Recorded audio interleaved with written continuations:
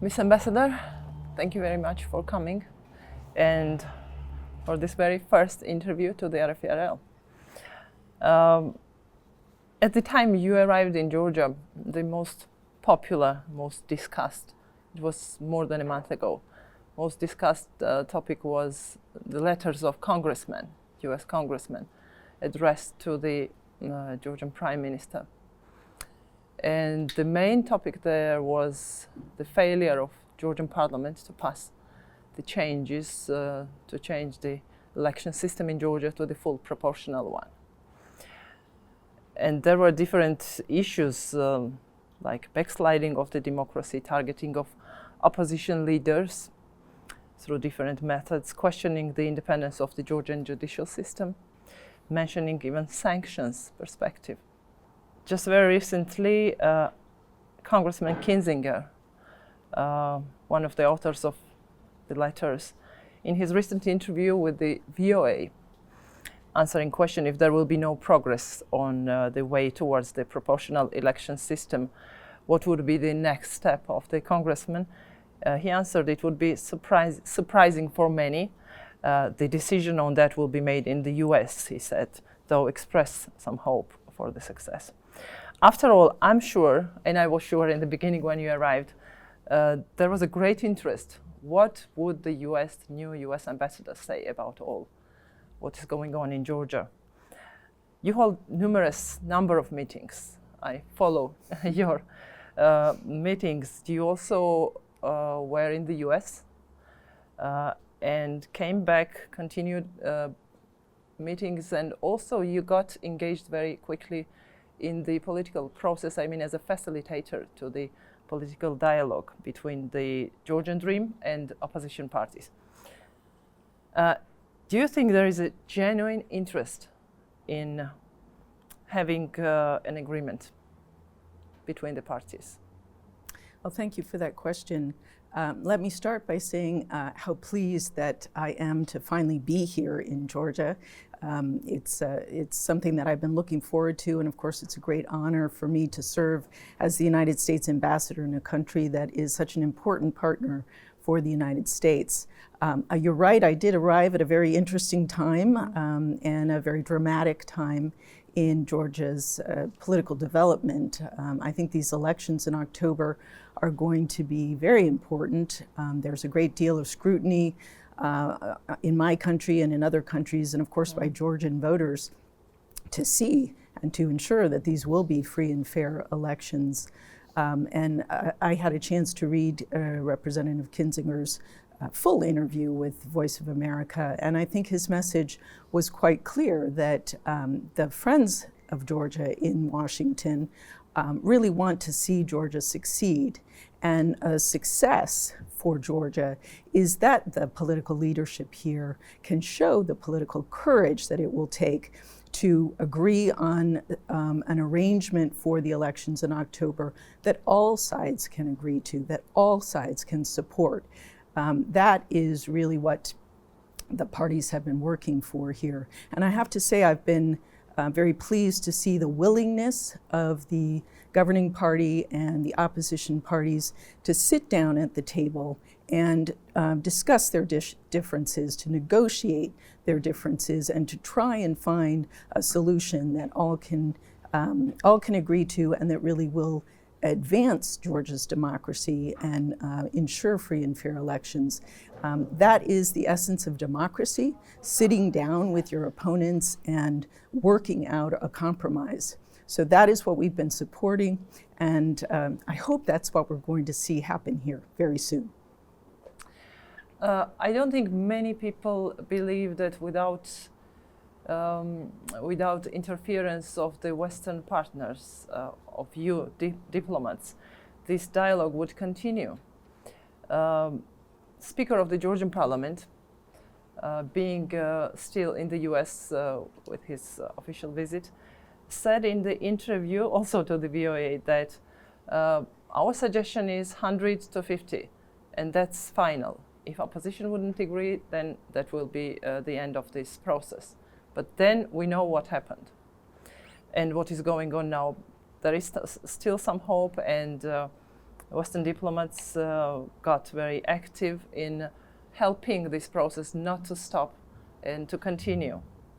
And also there was one very interesting moment when you invited Georgian politicians, and it was the 10th of February, if I'm not wrong, and civil society leaders, and we saw that the guests were just coming and leaving the place very soon, very quickly, and that was the day when the ruling on Gigi Ugulava's case was announced, and he went back to the prison. And I just want to ask, because that was my question, what was the situation inside? What your guests were telling you, like, hello, very nice to meet you, but now we have to leave because... So what was your perception then? What's going on in this country? Well, it was my welcome reception, Yeah. so I was meeting many people for the very first time, and as you mentioned at the start, this is an important and a dramatic time in Georgia's political development. That happened to be a day when something important occurred. You know, the United States has partnered with Georgia for many years and invested I think close to $30 million in helping Georgia develop its judicial system, to build in transparency, to build a more effective and credible judicial system. And we want to see rule of law here strengthened. Anytime there are questions or technical questions regarding judicial procedures, it undermines that credibility that you want your public to have in the judicial process.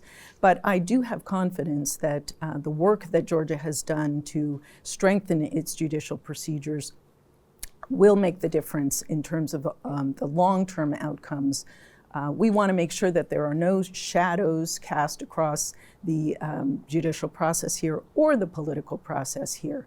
And I feel that all sides in this, the opposition, the governing party, understand what's at stake when you try to have clean, fair, free elections and you don't try to politicize your judicial process. These things need to be kept separate. And that's what we're working with Georgia for. Not only the judicial process itself, but we had a very disputable process of appointing judges last year to the Supreme Court of Georgia, appointing 14 judges, and one of them former, then present active Attorney General, and then he was replaced with the former chief attorney of the country. So it looks messy, but it's kind of clear process of trying to keep control of the power. So what would be your recommendation at this point, particularly when we are talking about judicial system and independence of the court system in Georgia? We have made some additional recommendations to the government to try to make sure that the process of strengthening Georgia's judicial process and judiciary system continues. There is more work to be done, but it is important to take note of the steps that Georgia has taken. The fourth wave of judicial reform that was recently passed is a significant step forward by Georgia. And again, I think that comes with the investment in the partnership of the United States and others who want to see Georgia succeed and build a strong judiciary.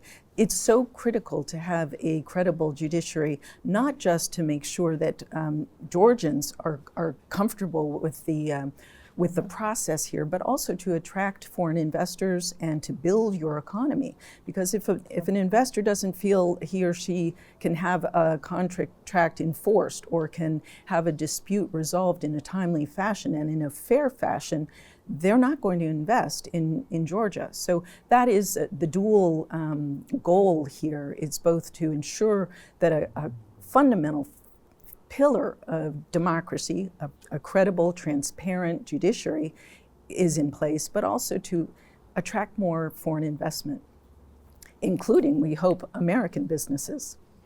Sure. one of the opposition leaders, I want to go back to the political dialogue issue. Okay.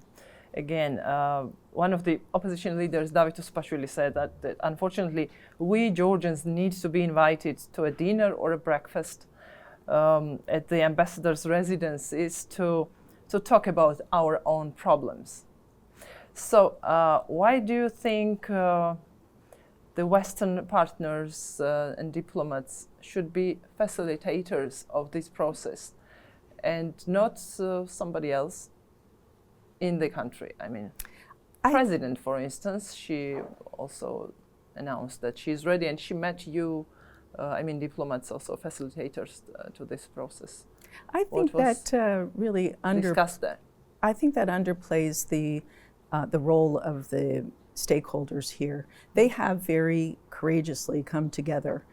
They've shown a willingness to sit down together. We provided a place for them to do that. Mm-hmm. We've provided encouragement for them to continue what has been a very difficult process. I mean, that is democracy, and it's no easier in my country than in Georgia for different sides to come together and really have to discuss their differences, not only discuss them, but make compromises that are going to take political leadership.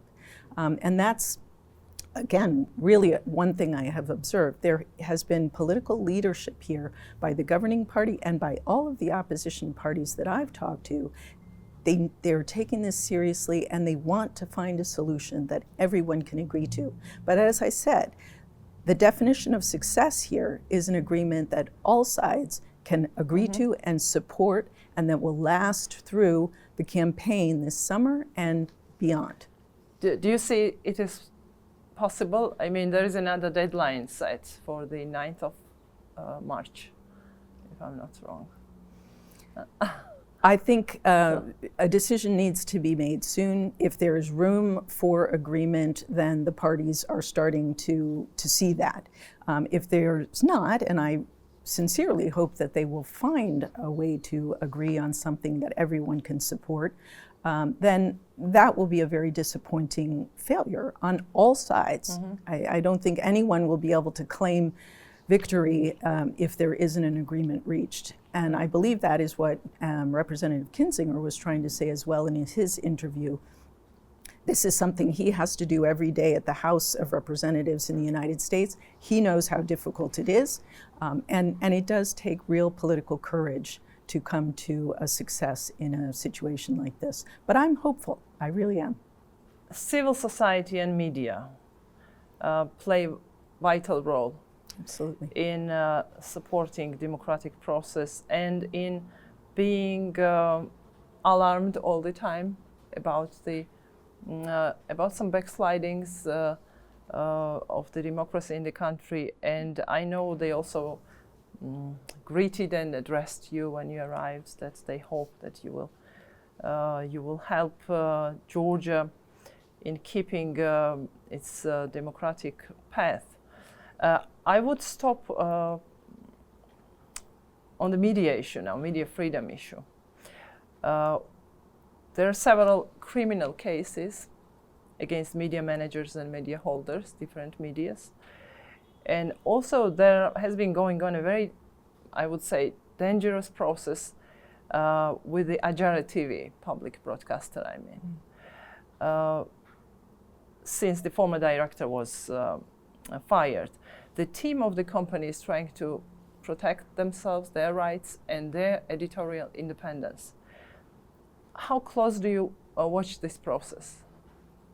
One of the first meetings that I had was a roundtable with representatives of the different media outlets here, because I do think it's crucial. We always talk about the three pillars of democracy being the executive branch, the congressional branch, the legislative branch, and the judiciary. But there's the fourth pillar, which is particularly important in any democracy, and that, of course, is the media. And having been a journalist myself early on, before I became a diplomat, I really value this. It's a fundamental American value to have a free and vibrant media that is unconstrained by political pressures. And I think that's essential here in Georgia or any democracy.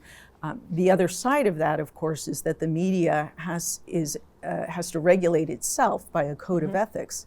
And that was something that was instilled in me when I was in journalism school and university, and then as a journalist. And I think it's still largely true in the United States, that journalists have to self-regulate and abide strictly by a code of ethics and not become the spokespersons for different political parties, but, as you said, truly represent and present to the public a balanced perspective on important events in a country.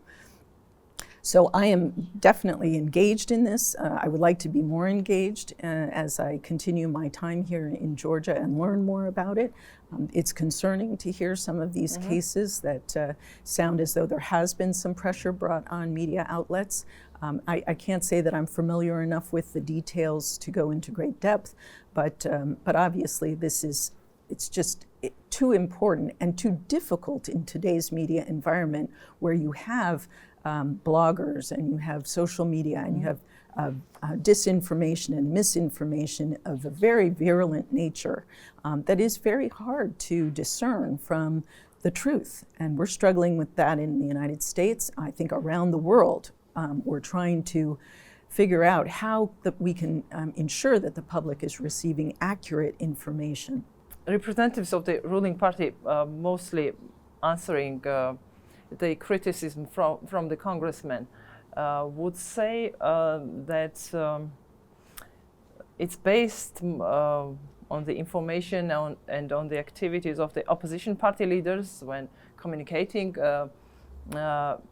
American politicians, and also the civil society. So what is, I know it's not enough time to evaluate, but what is your impression? What's the role of the civil society in Georgia?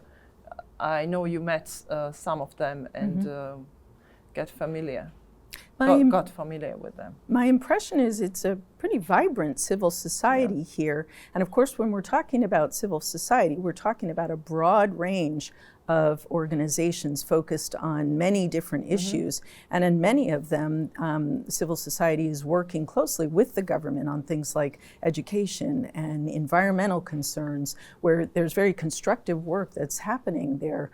And I think that's as it should be. Now, it's not always going to be that way. Many times, it's civil society that is that takes the initiative that leads to legislation that improves society for all of us. I can think of one example in the United States, which was Mothers Against Drunk Driving, where mothers who had lost their children to drunk drivers in the United States drove a grassroots initiative that led to legislative change in the United States that has made our roads safer for all of us. So I think there are many cases where civil society can play an important and constructive role in improving society for everyone. And also in the political sphere, it's important that there is that politicians hear from all the voices in society. Georgian civil society gives politicians information that they should be using to translate into legislation and maybe even campaign platforms. These are the issues that matter to Georgians. And I think that's an important role that civil society plays. I would like to continue with talking about the American organizations, NDI and IRI. And they are very actively discussed the analysis and statistics they are giving to the Georgian society, especially when there is an important election coming close. And usually they are most criticized, and usually not only during this government, criticized most by the ruling party, and now by its leader, Ivanishvili. I know that the president of the NDI visited Georgia recently, and you met also him.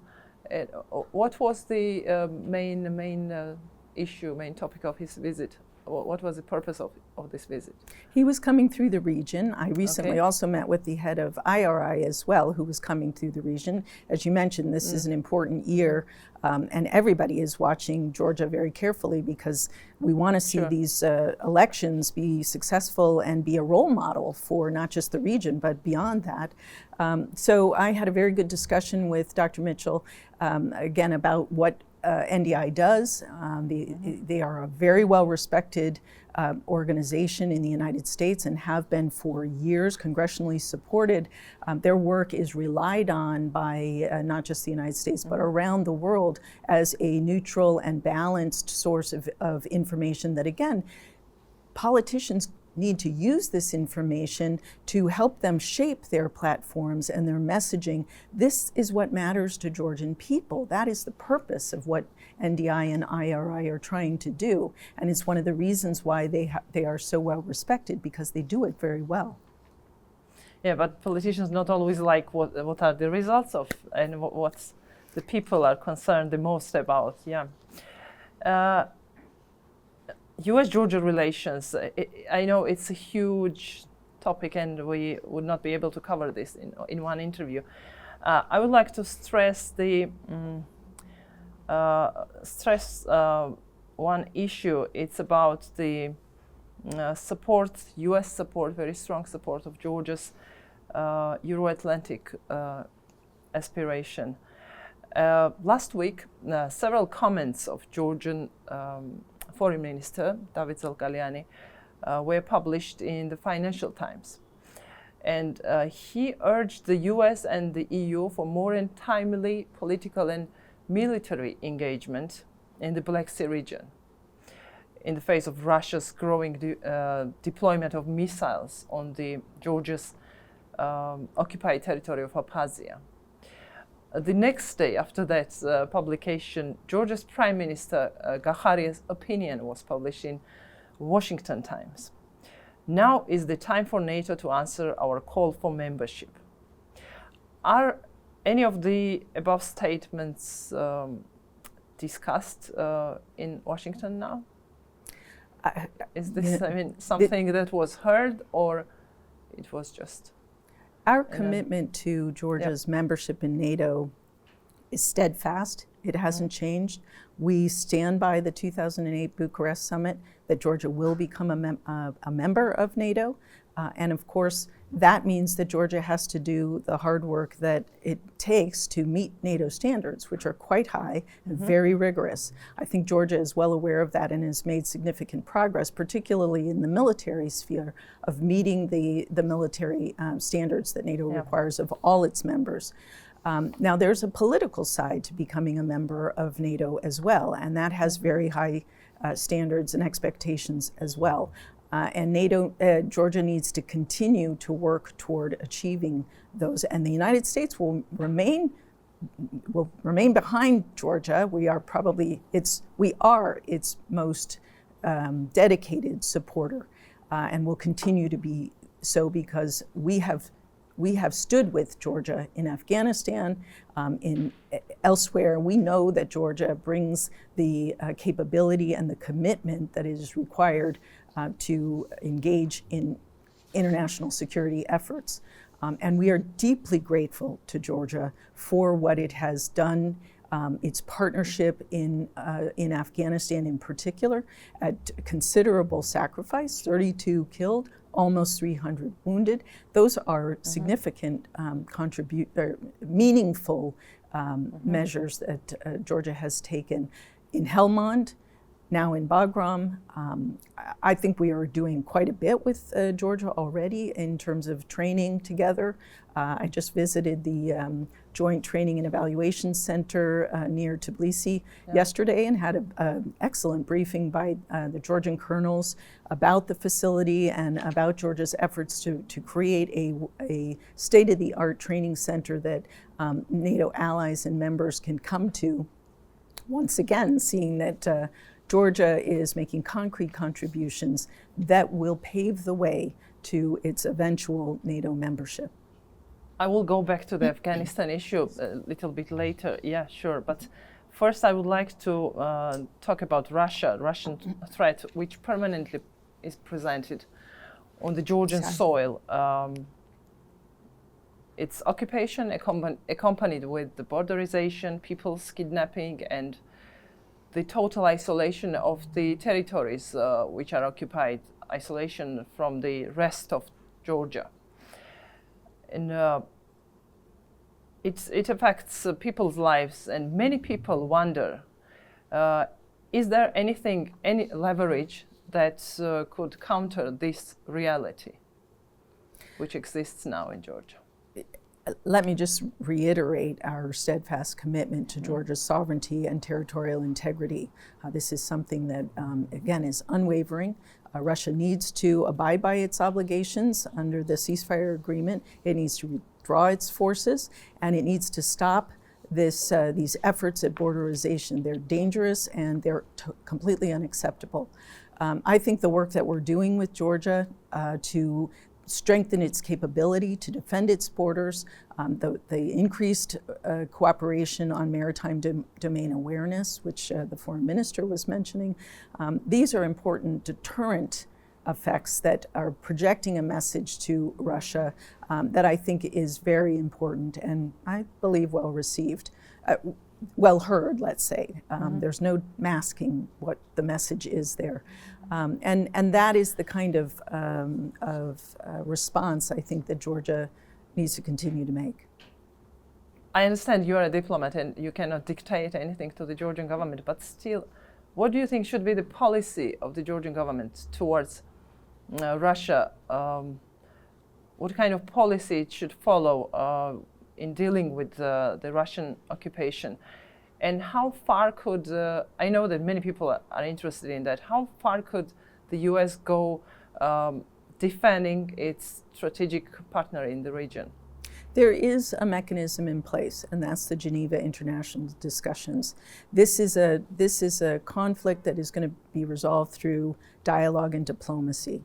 And I think as frustrating as that can be sometimes, as time-consuming as it can be sometimes, the United States believes that the Geneva International Discussions is the place to resolve this. Georgia, again, has shown commitment there. I think there's creative thinking going on. Some of the initiatives that Georgia has taken have been important. Outreach to the Georgian people in Abkhazia and South Ossetia to try to maintain those links and keep that communication flow going are very important. And I think Georgia is focused on doing that, staying in touch with its citizens in its country. And really, that is difficult, but I think that is very important. There was planned Council of Europe ministerial in Georgia. It is planned, but not in Georgia anymore.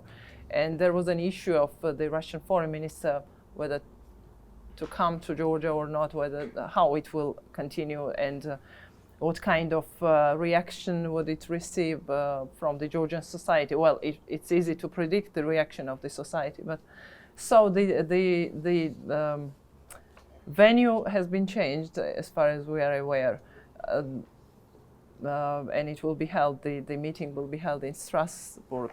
There was an issue whether to let the minister to enter Georgia as he violated Georgian law on occupation.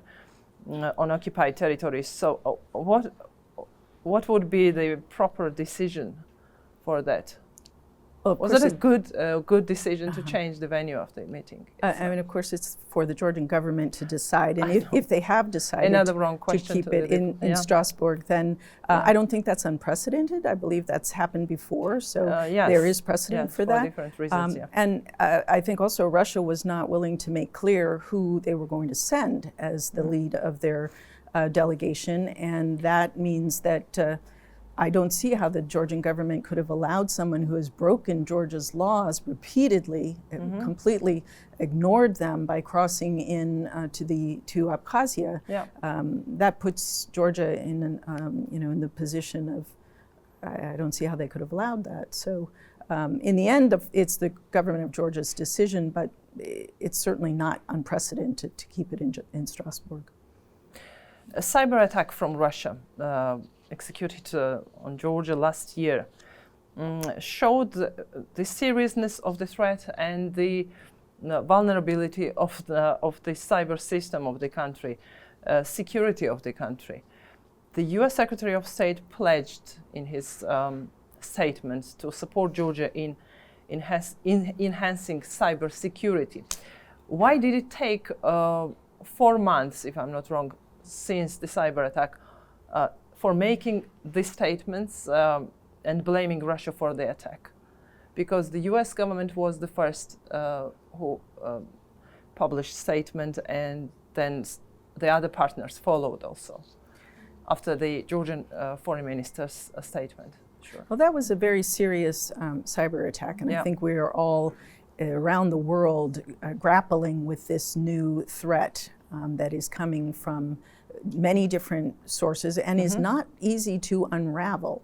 So being sure, you want to be sure of the facts before you make an attribution like that. And it takes some time to be sure that you have, that you can say with confidence that this is what happened. And I think there was agreement by the United States, the UK, a number of other countries that weighed in after they saw the evidence that this was in fact a Russian hacking effort.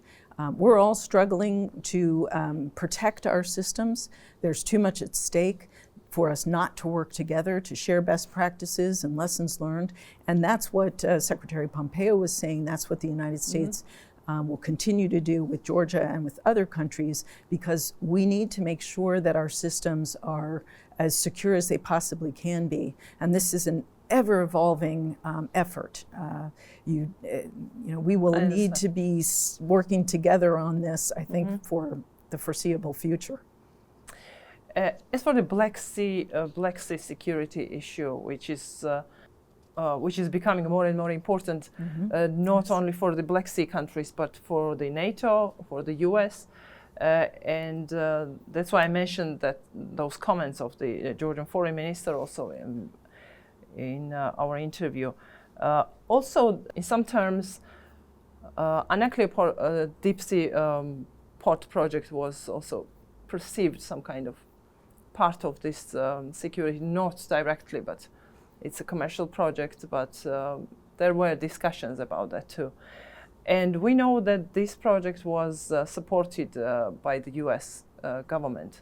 I mean, the statement of the Secretary of State, Pompeo, during the visit of the former Georgian Prime Minister.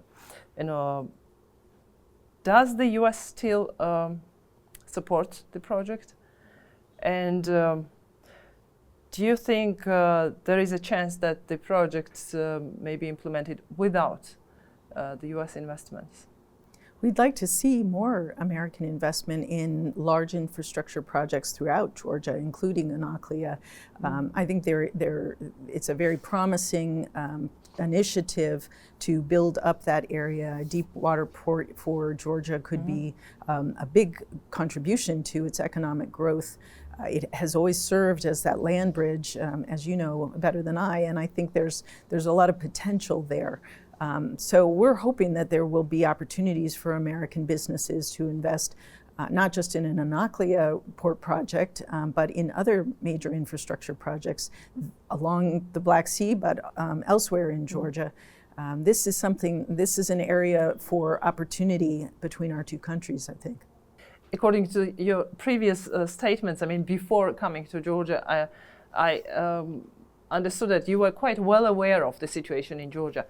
And the very last question, what has surprised you the most since your arrival here? The pace and the passion, I would say, of Georgians. I mean, there is a lot going on here. I mean, there's a real energy to move forward and keep this momentum that Georgia has built up over 30 years of real independence, developing your economy, and you do have a vibrant media. You do have a robust civil society.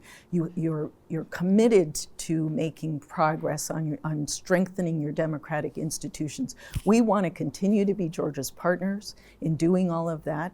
The United States has invested almost, I think, more than $4 billion over the past almost 30 years of our partnership with Georgia, because we believe in Georgia's success. We want to see this country become a stable, peaceful, prosperous, democratic, free market society. And I think you're well on your way to doing that. Thank you. Thank you. Thank you very much. Thank you. Very nice to meet you. Very nice to meet you too.